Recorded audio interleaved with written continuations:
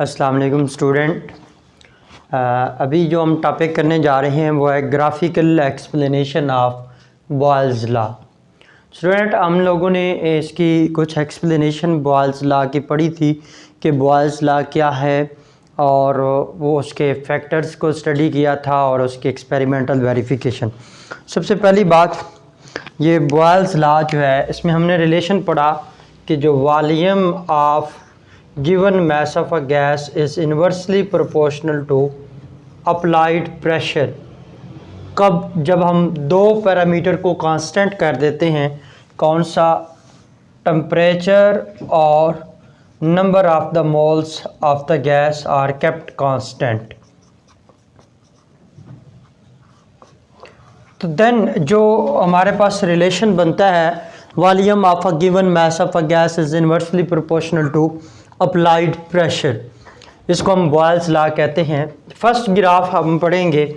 अब इसके अंदर आपने बोर्ड का भी क्वेश्चन क्लियर हो जाएगा, बोर्ड के क्वेश्चन भी और उसके साथ एमडी कैट भी आपने साथ साथ क्लियर होता जाएगा। इसमें हम ग्राफ बनाएंगे। फर्स्ट ग्राफ क्या है कि ये पॉइंट ऑलरेडी मैंने आप लोगों को बताया था, ये X axis, Y axis, X axis को एब्सिसा बोलते हैं, वाई एक्सिस को ऑर्डिनेट बोलते हैं। ये लॉ अगर हम इसको थोड़ा सा रीअरेंज करें तो ये बनता है P V is equal to K. ये इससे पहले बॉयल्स लॉ में मैं आपको बता चुका हूँ। अब ये जो के है इसकी कुछ डिपेंडेंस किस चीज़ पे है? नंबर 1 पे ये टेम्परेचर पे डिपेंड करता है, नंबर 2 ये number of the moles of gas पे डिपेंड करता है और नंबर 3 नेचर ऑफ गैस पे डिपेंड करता है। अच्छा, अब हमने इन दोनों केसेस में number of moles of gases या नंबर ऑफ मॉलिक्यूल्स उसको भी कांस्टेंट रखेंगे, जिसको हम अमाउंट ऑफ गैस का नेम दिया था। टेम्परेचर भी कांस्टेंट रखा जाएगा और नेचर ऑफ गैस कि गैस क्या होनी चाहिए? आइडियल होनी चाहिए, तब ये बॉयल्स लॉ को वेरीफाई करेगी। इसी तरह जब ये हमें पता है कि इन दोनों को हमने कांस्टेंट रखना है तब ये लॉ वेरीफाई होगा, अदरवाइज नहीं होगा।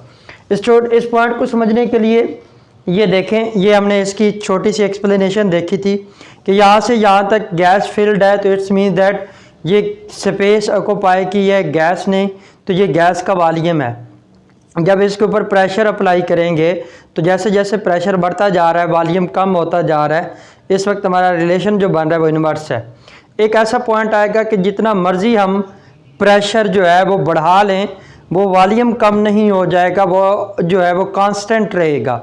तो इसी को आपने समझना है कि जैसे हमारे पास प्रेशर कम होगा, जब हम ग्राफ को पढ़ेंगे तो जब प्रेशर, अब एक्स एक्सिस पे हम जब ग्राफ को स्टडी करते हैं तो इसके एक्सिस पे हम प्रेशर को लेंगे और वाई एक्सिस पे हम वॉल्यूम को लेंगे,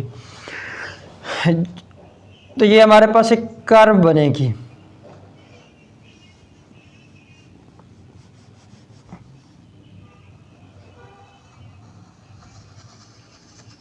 और ये जाके एक कांस्टेंट हो गया था। ये वो ही है कि हम जितना मर्जी प्रेशर बढ़ाते जा रहे हैं, गैस का जो वॉल्यूम है वो एक कांस्टेंट हो जाता है। इस कर्व को, ये जो हमें कर्व मिली है, इसको हम बोलते हैं आइसोथर्म। आइसो मीन क्या है? सेम, और थर्म का मतलब क्या है? हीट। यहाँ पे हम क्या बात करेंगे? टेम्परेचर की, क्योंकि हमने इस केस में टेम्परेचर को क्या रखा है? कांस्टेंट। तो ये हमारा फर्स्ट जो ग्राफ बन रहा है जिसके अंदर क्वेश्चन हमारा ये बनता है व्हाट इज आइसोथर्म, ये डिफाइन आइसोथर्म। तो आप क्या लिखेंगे कि अगर हम ग्राफ प्लॉट करते हैं pressure on x axis and against volume on y-axis, then we obtained a curve at constant temperature. This curve is known as isotherm because this curve is obtained at constant या same temperature. इस वक्त हम temperature को क्या रखते हैं? Constant रखते हैं। हाँ, अगला पॉइंट है कि अगर हम टेम्परेचर को इंक्रीज करके उसको फिर कांस्टेंट कर देते हैं, फॉर एग्जांपल अगर हम उस टेम्परेचर को इंक्रीज कर देते हैं तो फिर क्या इफेक्ट पड़ेगा उसके ऊपर। अब देखो, जब टेम्परेचर पहले लेट्स सपोज ये 0 डिग्री सेल्सियस पे मैं कह देता हूँ, 0 डिग्री सेल्सियस पे ये एक कर्व हमें मिली है। अगर हम टेम्परेचर को इंक्रीज कर देते हैं, देखिए टेम्परेचर जब इंक्रीज करते हैं तो वॉल्यूम का टेम्परेचर के साथ जो रिलेशन है वो डायरेक्ट है। जब टेम्परेचर इंक्रीज करेगा तो उसमें एक्सपेंशन होगी, गैस जो एक्सपेंड करेगी। जब टेम्परेचर इंक्रीज किया और उसके बाद फिर उसको हमने जब टेम्परेचर इंक्रीज करने के बाद अगेंस्ट उसको क्या कर देंगे, कांस्टेंट कर देंगे। तो इस केस में भी हमें कर्व ही मिलेगी, लेकिन वो कर्व दोनों एक्सिस से क्या होगी, अवे होगी। उस केस में हमें कर्व मिलेगी और वो दोनों एक्सिस से क्या होगी, एक्स एक्सिस से भी और वाई एक्सिस से भी अवे मिलेगी। कि उसकी रीज़न क्या है कि यहाँ पे हमने टेम्परेचर को बढ़ाया और बढ़ाने के बाद क्या कर दिया, कांस्टेंट कर दिया। या इसी तरह जहाँ मैंने 0 डिग्री सेल्सियस लिखा है, आप यहाँ पे 25 भी लिख सकते हो, इसको 50 कर लो। तो जब टेम्परेचर हम इंक्रीज करते हैं तो टेम्परेचर के इंक्रीज करने से बेसिकली होता क्या है कि वॉल्यूम जो है वो इंक्रीज करता है, और वॉल्यूम के इंक्रीज होने से जब वॉल्यूम इंक्रीज कर गया, इंक्रीज करने के बाद, ये बात मैं बार बार आपको रिपीट कर रहा हूं कि टेम्परेचर को बढ़ाने के बाद ये नहीं है कि बढ़ाते जाना है, एक स्पेसिफिक पॉइंट पे लेके जाएं, उसको कांस्टेंट कर दें। और ये काम कहाँ पे करेंगे हम, थर्मोस्टेट में, जहाँ पे टेम्परेचर को हम कांस्टेंट कर देंगे। तो इस केस में जब हमने टेम्परेचर इंक्रीज किया तो टेम्परेचर इंक्रीज करने के बाद वॉल्यूम इंक्रीज किया। अब जब हम प्रेशर को इफेक्ट करेंगे तो हमने नंबर ऑफ द मॉलिक्यूल्स को फिर कांस्टेंट रखा, तो अगेन हमें कर्व मिलेगी, लेकिन ये कर्व क्या होगी, दोनों एक्सिस से अवे हो जाएगी। और ये हमारा पास जब टेम्परेचर इंक्रीज किया। नेक्स्ट है कि अगर हम वॉल्यूम का या ये प्रेशर का, इसको यूं भी लिख सकते हैं कि अगर वॉल्यूम के साथ, ये देखें पहले हमने प्रेशर को, इसको यूं भी लिखा जा सकता है, कोई प्रॉब्लम नहीं है, इसको हम यूं भी लिख सकते हैं, प्रेशर का वॉल्यूम के साथ इनवर्स रिलेशन है। लेकिन अगर हम इस whole 1/v inverse of the volume के साथ प्रेशर का इफेक्ट देखें तो ये रिलेशन क्या बनेगा, डायरेक्ट बनेगा। अब अगेंस्ट इसका जो हमारे पास ग्राफ बनता है उसकी तरफ आते हैं।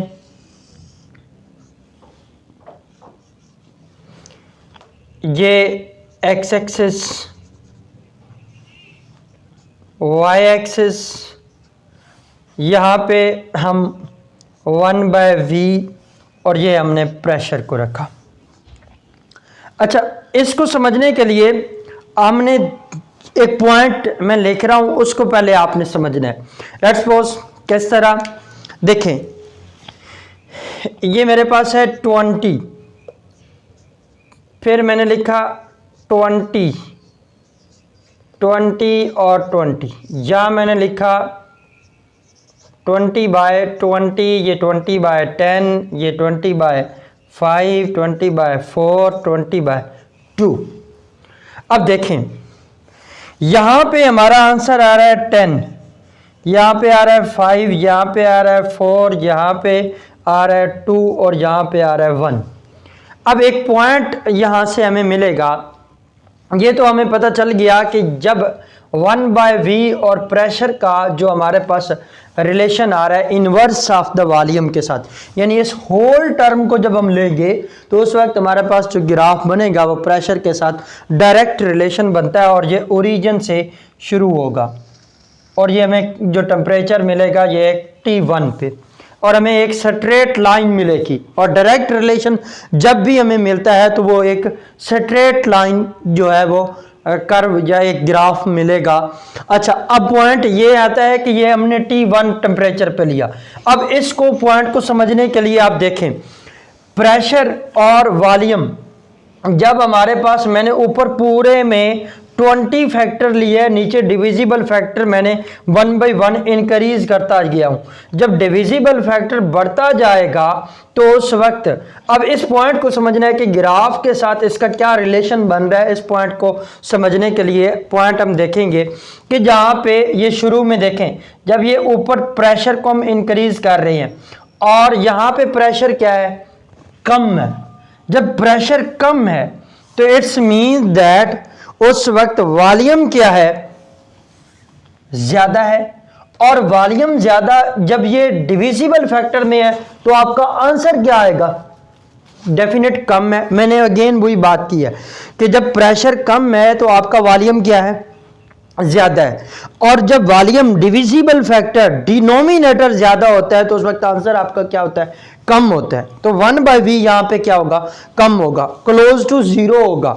इसी तरह जब हमने प्रेशर थोड़ा सा बढ़ाया, क्योंकि प्रेशर का वॉल्यूम के साथ तो इनवर्स रिलेशन है, जब प्रेशर बढ़ाया तो उसके साथ वॉल्यूम क्या हो गया, डिक्रीज कर गया। जब वॉल्यूम डिक्रीज किया तो उस वक्त ये फैक्टर कम हुआ तो आंसर हमारा क्या हो गया, ज्यादा। इसी तरह जब ऊपर हम देखें प्रेशर बढ़ाते जा रहे हैं तो वॉल्यूम क्या होता जाएगा, डिविजिबल फैक्टर में इसको यूं समझो कि ये नीचे v है, डिविजिबल फैक्टर में वॉल्यूम आपका जो है वो कम होता जाएगा जैसे जैसे प्रेशर हम इंक्रीज करते जाएंगे। और जैसे जैसे वॉल्यूम कम होता जाएगा 1/v जो है वो क्या होता जाएगा, ज्यादा होता जाएगा। और यही वजह है कि ये 1/v यहां से ज्यादा होता जा रहा है और इसमें जो रिलेशन बन रहा है वो हमारा डायरेक्ट रिलेशन बन रहा है। हाँ, अगेन वही बात है कि अगर हम टेम्परेचर को इंक्रीज कर देते हैं तो फिर वॉल्यूम फिर क्या हो जाएगा, इंक्रीज करेगा। जब वॉल्यूम इंक्रीज करेगा तो इट्स मींस दैट ये डिविजिबल फैक्टर आपका और बढ़ है। जितना डिविजिबल फैक्टर बढ़ता जाएगा, अगर हम टेम्परेचर जो है वो इंक्रीज करते जाते हैं। अब देखें ये T1 पे था,